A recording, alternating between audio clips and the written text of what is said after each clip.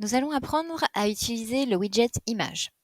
Alors, pour pouvoir intégrer un widget, on fait une sélection en faisant un glisser-déposer, comme ceci.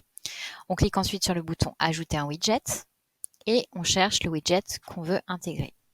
Ici, du coup, image. Dans le panneau de droite, vous allez avoir la possibilité d'intégrer votre image. Hop.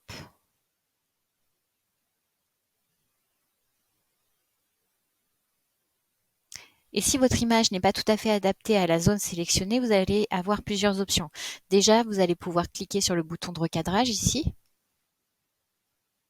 Et vous allez pouvoir bouger votre sélection. Et si vraiment ça ne s'adapte toujours pas suffisamment pour vous, cliquez sur le bouton Enregistrer, revenez sur la zone dans laquelle vous avez intégré votre widget et vous avez un stylo ici, Éditer la sélection.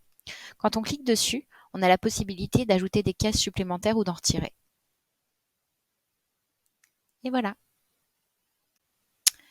Nous allons à présent voir comment intégrer le widget cover sur notre page Fast Intranet.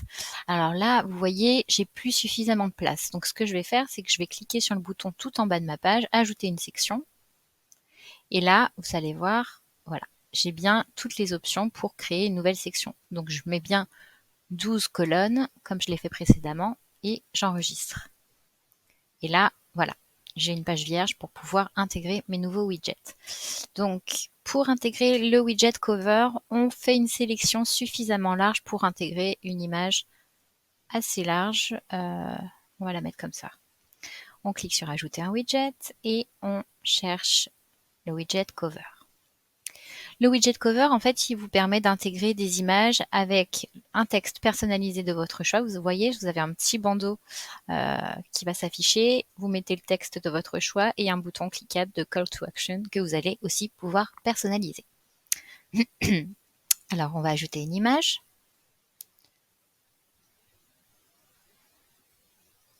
Voilà, on peut la recadrer si on le souhaite. Se mettre en 16/9 par exemple. Toc. On enregistre.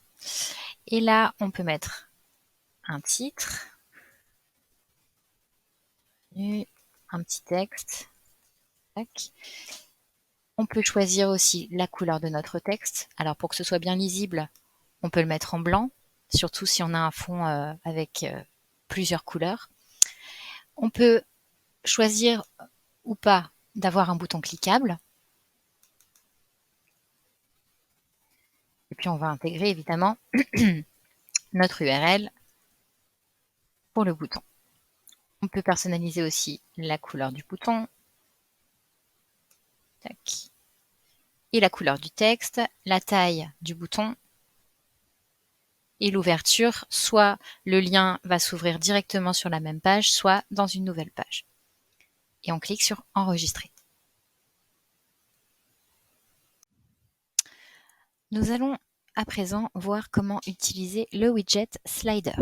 Alors, encore une fois, on fait notre sélection, on clique sur le bouton Ajouter un widget et on recherche le widget qui nous intéresse, en l'occurrence Slider ici. Là, vous allez pouvoir ajouter vos slides directement dans le panneau de droite. Donc si vous voulez en ajouter 3, 4, c'est vous qui choisissez, en appuyant autant de fois que nécessaire sur le bouton Ajouter un slide. Ensuite, vous cliquez sur le bouton Ajouter une image pour ajouter votre premier slide.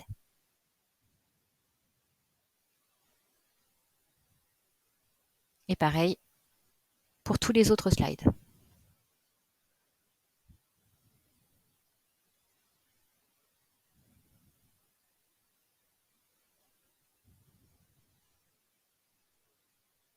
Vous pouvez aussi choisir de faire défiler automatiquement les slides en cochant le bouton Défilement automatique ici. Vous choisissez aussi le délai de défilement en secondes. Et vous cliquez sur Enregistrer. Et voilà. Nous allons voir comment intégrer le widget Flash Info. Donc, vous faites une sélection suffisamment large pour bien pouvoir intégrer le Flash Info. Vous cliquez sur Ajouter un widget et vous recherchez le widget Flash Info. Hop. Dans le panneau de droite, vous allez avoir plusieurs formats d'images. pour l'affichage de votre flash info. Alors, selon le format qui aura été préalablement choisi lorsque vous avez créé votre flash info, vous allez vouloir utiliser le même ici. Donc là, on va se mettre en format cover. C'est ce qui permet de prendre une grande image en largeur avec le texte et le bouton de Call to Action, le bouton cliquable, qui est apparent. Comme sur tous les widgets, vous pouvez aussi affiner l'affichage, les couleurs, etc. Et vous cliquez sur enregistrer.